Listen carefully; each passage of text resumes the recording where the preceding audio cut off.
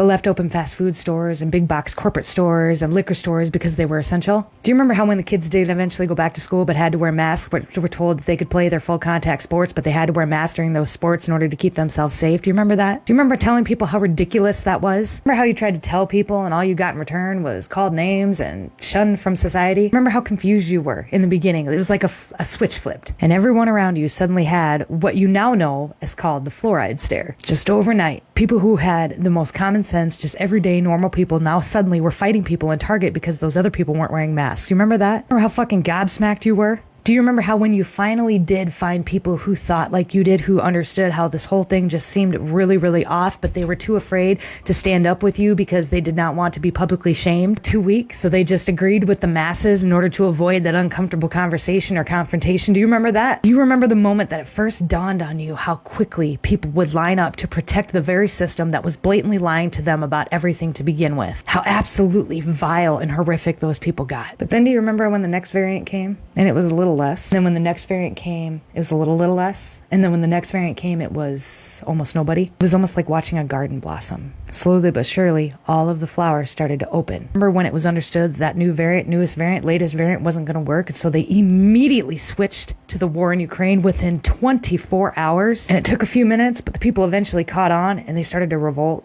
They started to push back. When the Ukraine narrative started to fall apart, they went straight after Israel. And that took a little longer, but eventually we got there. We revolted for various different reasons, but revolted all the same. Do you remember how they're trying to scare everybody with the bird flu? How it was being spread to cows and then spread to people, and how your meat could be contaminated? People went out and bought chickens. They supplied themselves, their families, and their communities with eggs and chicken. They're actively doing it now. There's a whole side of TikTok dedicated to it. Remember by the end of this, when all big pharma was exposed for who they really are and what it was really about and who was getting paid and how much per jab, it trickled down from the vid to other medications. People are actively advocating for themselves when it comes to the things that they need medically.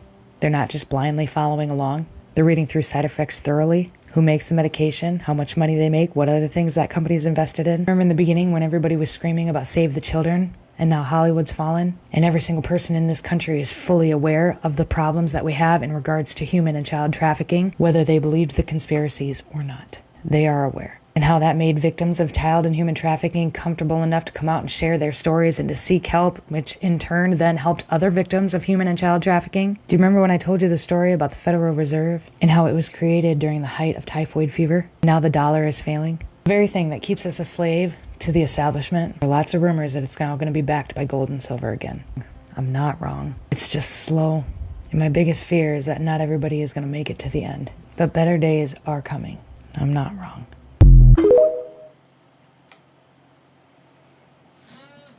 Better days are coming.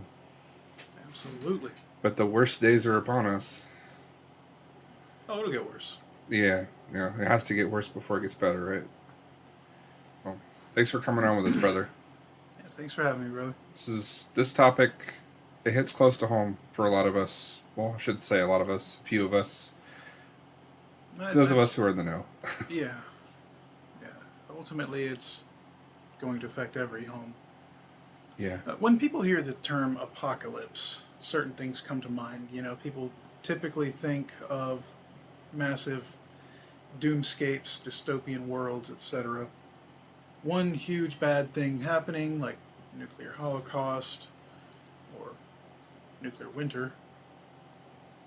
I think of a few events and that's that, and then we all just kind of limp along afterward. That's part of the process in some ways, a few cataclysms on the way, but that's not the point. That's not the end result. That's not where the hope's at. Where the hope is at is in what's beginning. So, I don't want to go on too much of a diatribe, but I feel like it's something that needs to be clarified to a lot of people, that change of what they think is real is coming. What apocalypse really means is an unveiling. Nothing new to us. So, I like this picture because representative, figurative in many ways. It's about right. we're coming out of something that isn't quite real. It doesn't have all the color of reality. But this is a beginning. It's a rough, bumpy start, just as it was long, long ago when our species came to be. The book of Genesis, you could think of that as the Cliff Notes version of the story. It's accurate, but there is so much more to the story. And now here we are again, at the turning of an age. And this time it's a completion. So, this is where the word apocalypse comes from. You see on screen, it comes from an ancient Greek word that essentially means uncovering, apocalypsis. From, I'm guessing, I don't read Greek, but inferring a bit, apocalypsis, calyps. It's a disclosure of knowledge, i.e., it's a lifting of the veil of revelation. In religious contexts, it's usually a disclosure of something hidden, a revelation. That's what an apocalypse is, everyone. It's a revelation. The apocalypse of John, as we call it, is the book of Revelation. There's an unveiling, a peeling back of the curtain. So, I wanted to cover this today because so many, honestly, I'm a little bit mixed about the audience I'm speaking to. So many of the people who I hope are watching this show have some religious background. Maybe they don't. They have some background of awareness that not everything's as it seems right now, and a lot of secrets are coming to light. Or maybe they don't.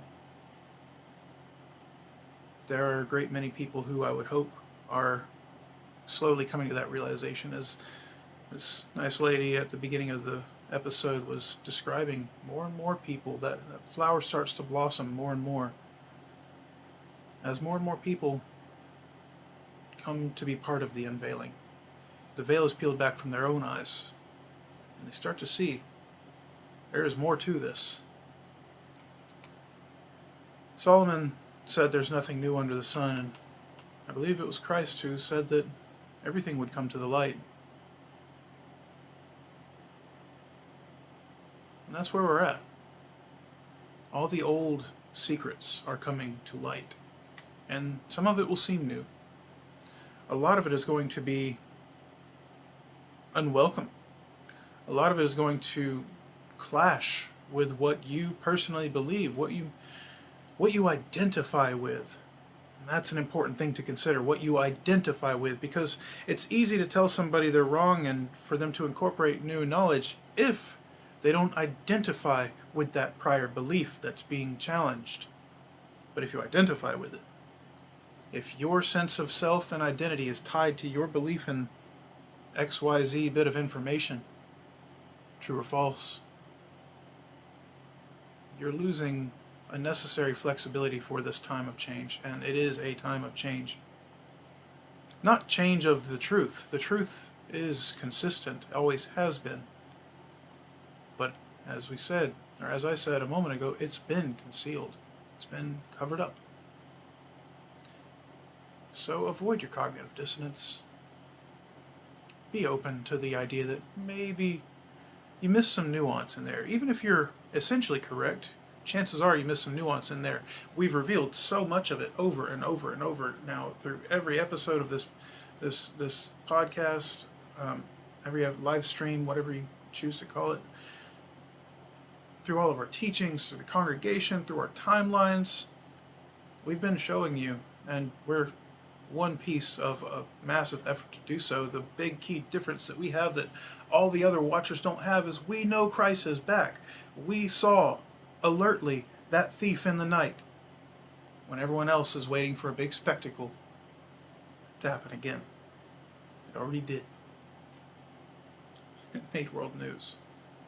We've revealed the mark of the beast to not be what everyone thinks it is, because with a bit of reading comprehension and understanding of nuance, we learn that there's a reason the very next chapter changes its tone so drastically while still talking about the same thing. Yes, Revelation 13 and 14 are talking about the same mark. It is a mark of God. It is the mark of the beast, that is Christ. I expect questions from that. I should hope so.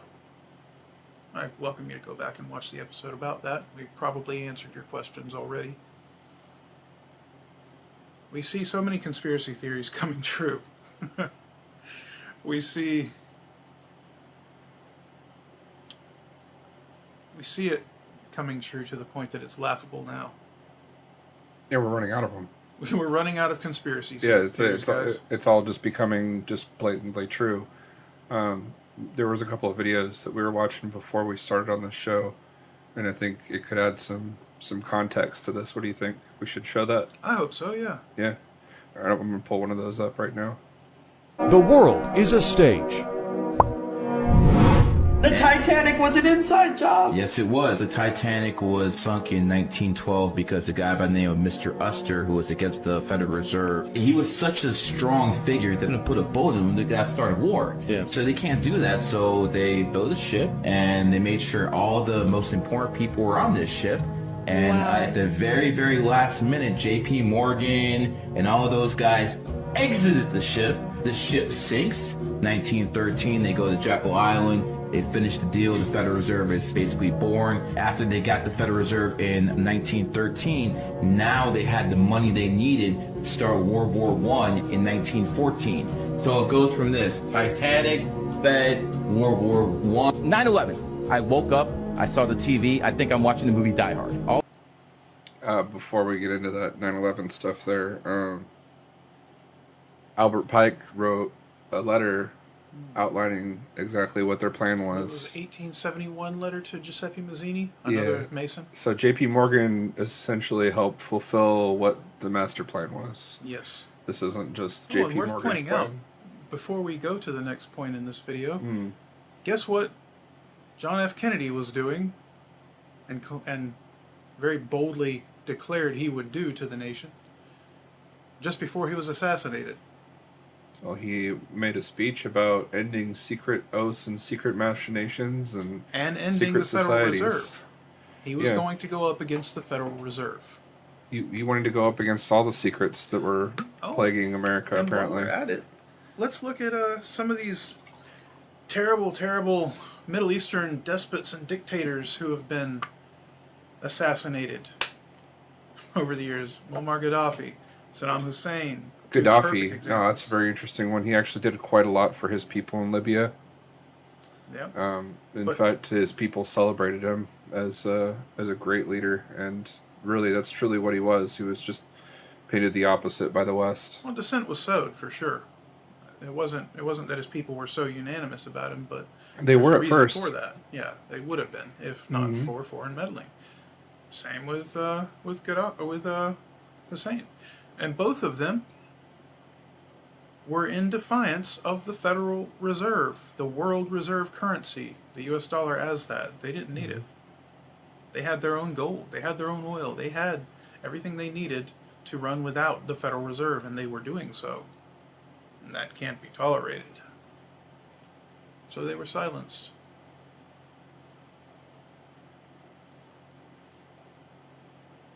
And that was part of the script. Something interesting that I never really would have expected to be a part of the script was the moon landing, which it just seems like such an outlandish It's thing. the crack in the door. Yeah. That's what the moon landing is when it comes to NASA, science, space, the shape of the world, everything. The moon landing is the crack in the door. That's where the foot enters to open it the rest of the way. That's the start of people coming to realize, wait a second, that's not quite right. What else is going on here? The false reality that they've created, the illusion, the wizard's stage trick. Oh yeah. Whitest kids you know reference. Yeah. Watch this hand while this hand is the one that really deceives you. True. I want to go more into the moon landing, actually. You called the moon landing the Easter Bunny for adults. A lot of people, we just have good, you have your instinct. I always say, your gut is divine. Like that, somebody tells you something and you just go, doesn't really make sense, right? I don't really know. But then suddenly psychology, what they realize that if you just keep saying to someone something, it becomes true. And again, the bigger of a lie, people will believe it. And so what we have is what Scott Adams refers to as the non-expert problem. So your gut tells you like, sounds pretty crazy that we went to the moon all these times for a couple of years and then we just didn't go back forever and we were just like done. Like that sounds weird. And where's the technology? And they didn't even have cell phones. And like you're telling me this, they live streamed this and there was a phone call. I don't know, like it just seems like a little weird for like 1969. But you're like, well, I don't really understand kind of outer space. So I'm not going to debate this, but my gut tells me this is all BS. So then I decided to read this document. It was 119 pages. And I know there's a book too, A Funny Thing Happened on the Way to the Moon. And he just broke down the science in a way that was very digestible. So I didn't have a non-expert problem. And so there's a basic thing that you guys can do. If you're like somebody who's like, it had to have happened, the moon landing, what you can do is look up the Van Allen belt. Okay, so there's a Van Allen belt. So we have never gone beyond that belt, right? There's been no human that's gone beyond that belt since the moon landings, allegedly. And not even Elon Musk, when they go out to space, they have to stay, like there is a space station, but like once you get 200 miles out, you hit the Van Allen belt, which has an incredible amount of radiation. NASA has said, like, in order for us to get through it, we'd have to have cement blocks around someone. So I want you to just Google, if you're watching this, the temperature of the Van Allen belt, okay? Just Google that. And you're gonna get something like, at the lowest points in the Van Allen belt, it's, I think, 3,000 Kelvin. And at the highest points, it's like 30,000 Kelvin. And then I want you to Google what material the shuttle was made out of. And then I want you to Google at what temperature that would burn. That would just burn. And you're just going to laugh out loud. You go, this literally doesn't make sense that an aluminum alloy could have gone through the Van Allen belt for an hour and a half or 59 minutes. It just couldn't have happened. It literally can't happen. There's no explanation for it. They just don't even talk about it. They don't like talking about the Van Allen belt because that part makes entirely no sense. And then he went through and he spoke about like the camera. So they allegedly took camera. I want you to Google the temperature of the moon. Okay, they had their big bulky gloves on. They took these cameras and just go, hey, what camera is that from 1969 that was able to survive temperatures of like 250 degrees of Fahrenheit to like negative 250 degrees Fahrenheit, just like on the moon while they were just like jumping around. And you're gonna go, where's this camera? Then Google's gonna tell you, oh, actually, they only made 8 of those cameras, and they decided to give them, you're gonna love this, to a guy who makes movies. I'm blanking on the name of this guy who just a couple of years before the moon landing, he's a famous director. He made a movie about outer space. What's it? Stanley Kubrick. So he was friends with Jack Parsons, who established the Apollo program for NASA. So those two were friends. They were out in LA and they literally worshipped Satan. They were both Aleister Crowley recipients. So they were considered, the religion was called Thelema. And his protege was Jack Parsons. He was the creator of the Jet Propulsion Laboratory, which became the Apollo program. So Jack Parsons was a committed Satanist, and they would have sex rituals.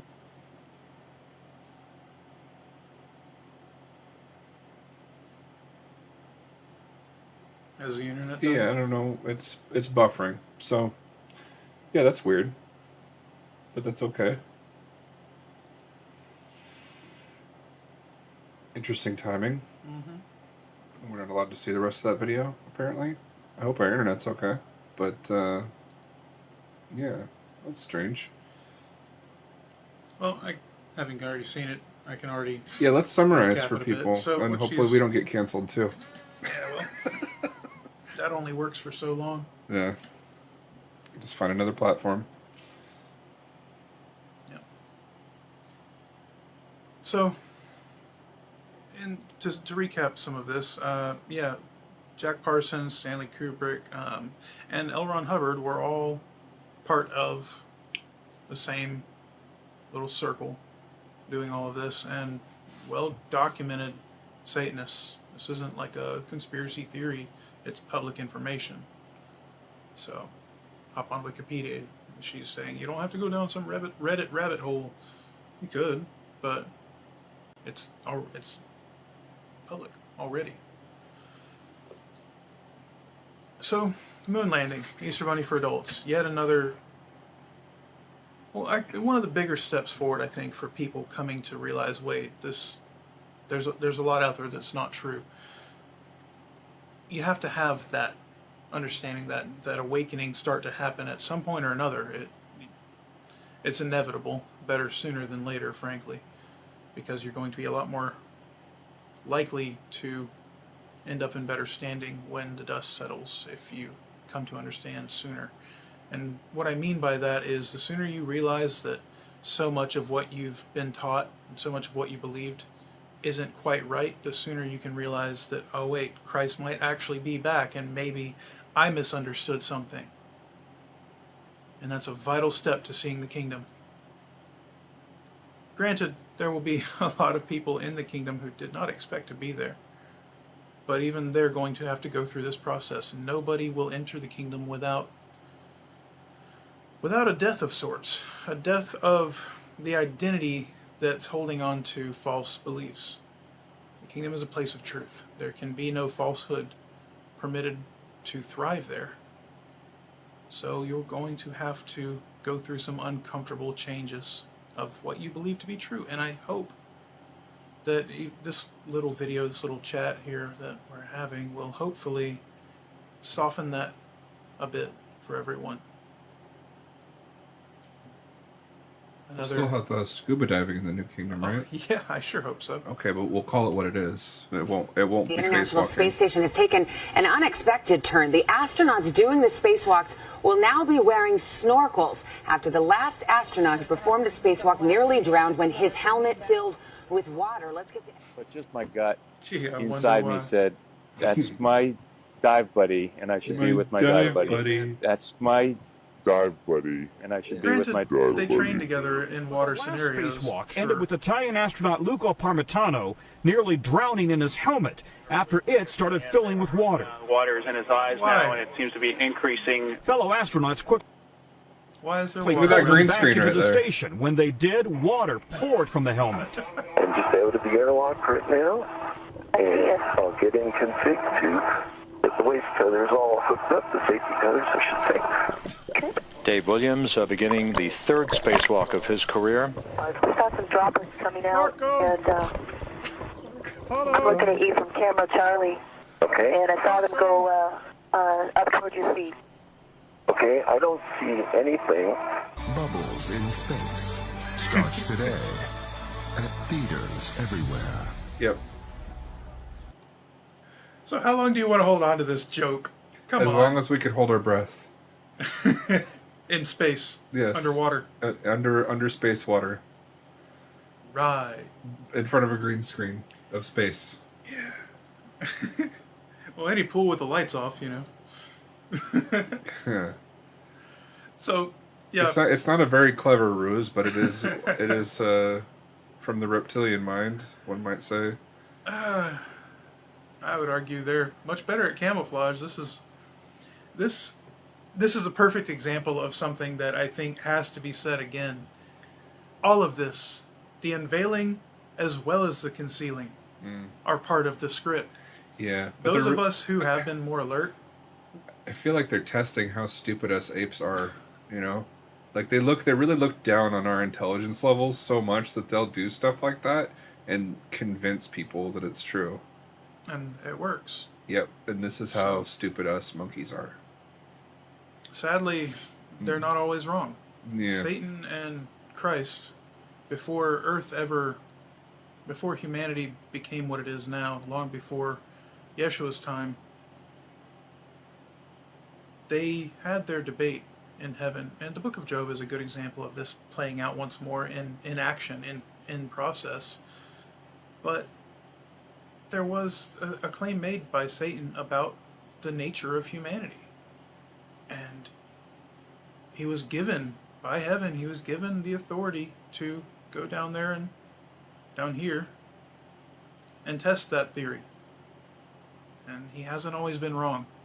Now, every individual has their opportunity to prove him wrong, to prove that, no, Christ is right, there's something here worth saving. Be that counter argument for the Lord, because he put his neck on the line for us.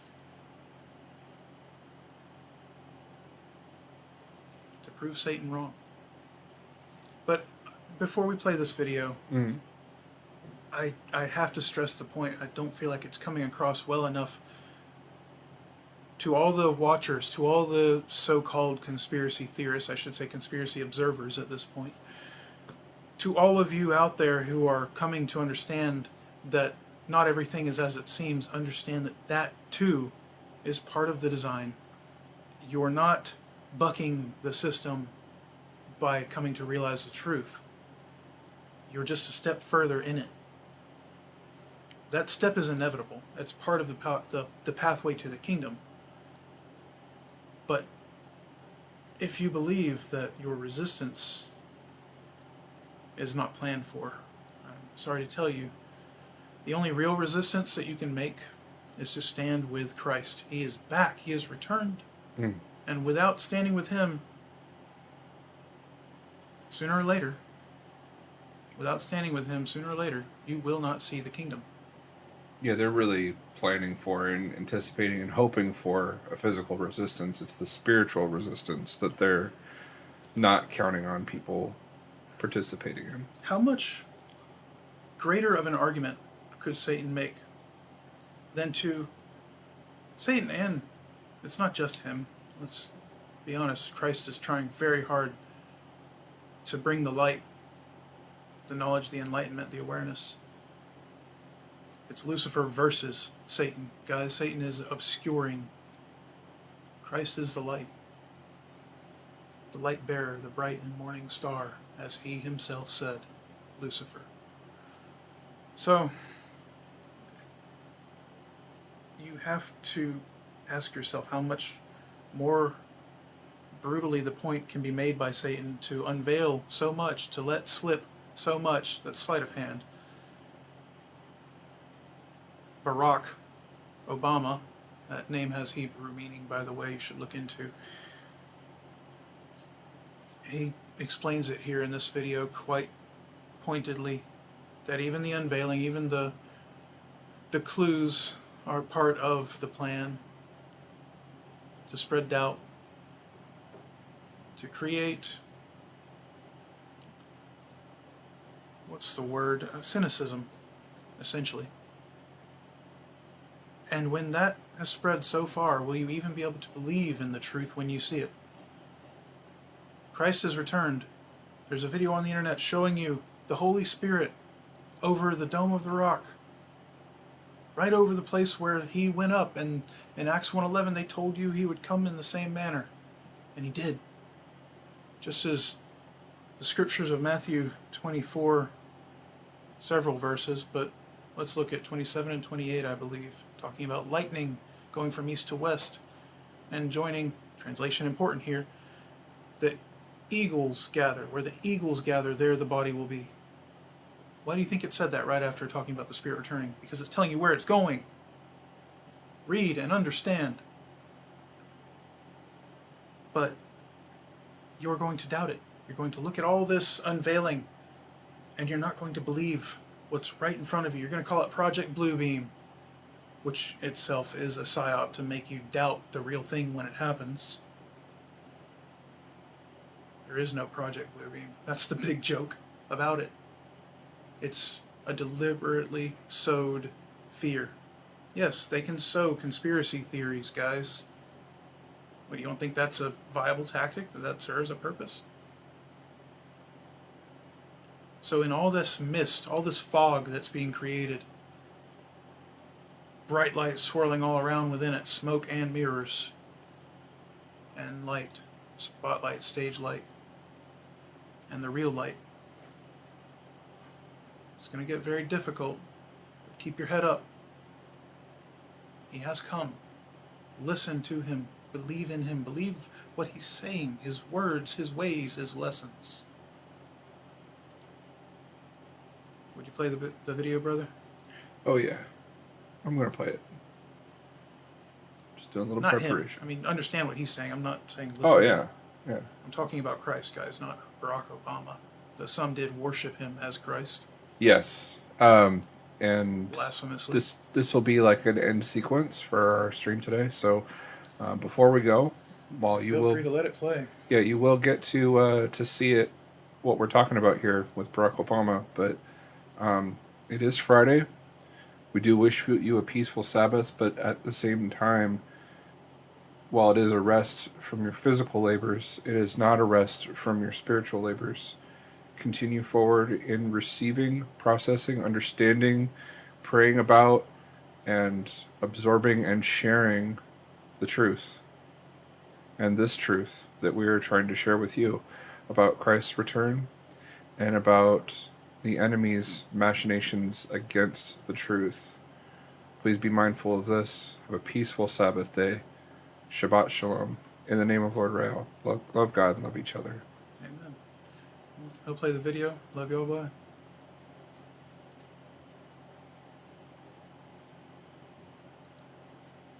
Sewage. Use that to raise enough country's public square with enough raw sewage.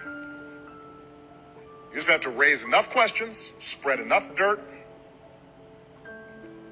plant enough conspiracy theorizing that citizens no longer know what to believe. Once they lose trust in their leaders, in mainstream media, in political institutions, in each other, in the possibility of truth, the game's won.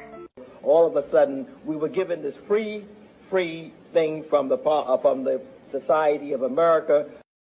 78% of your free clinics were placed in black and urban areas for the purpose of something free of charge from a racist society. As to put it in the words of one pro, we don't need so many Negroes anymore. There's no more cotton to pick. These feelings about black people, this was one way of doing it as a social benefit, if you will. We're here to help you. Black women, and let it be stated, black women never demonstrated, demanded, or even requested the right to an been asking for the right to decent housing, the right to education, in fact, the right to health care. And all we've been given free of charge is the right to keep our unborn child. In 1993, the government started spraying our grain source with folic acid. Guess what went on the rise? Antidepressants, anti-anxiety medication, gut medication. So we're worth more to them sick. Oh, for sure. You know, they came up with the folic acid, really it's folate, which prevents neural tube defects in pregnant women. So that's why you hear when women are pregnant, they're supposed to take high doses of folic acid. That's fine if you don't have an MTHFR genetic mutation. If you do, then folic acid really is what's causing postpartum depression. It happened to me. Couldn't figure out why. I was like, my child is healthy, I am happy, I'm thrilled. Why am I crying in the shower and going to bed? And as soon as I stopped taking the prenatal vitamin, it all went away. And so then your doctor blames it on the hormones. In reality, if postpartum depression was hormone related, then all pregnant women would have postpartum depression, but we don't. And do you think that the country will see the United States will see the first president or the first woman president? We already have it with Obama, so let's just calm down. Got it. You know Michelle is a... I'm sorry, she's a what? We all know. Oh my gosh. When all those people were saying plant-based meat is the future, like, it is. It's really bad for you. You're way better off buying cows and eating cows than you are buying corn. Because in order to grow a stalk of corn, a lot has to die. And if you're using monocrop agriculture and using industrialized farming methods and you're controlling enormous swaths of land with only one crop, that is totally unnatural, doesn't exist anywhere in nature. And in order to do that, you have to poison everything else. You have to kill all the animals, you have to poison the land, you have to strip the topsoil, you have to use industrialized fertilizer. You can't grow things that way normally. That the key to understanding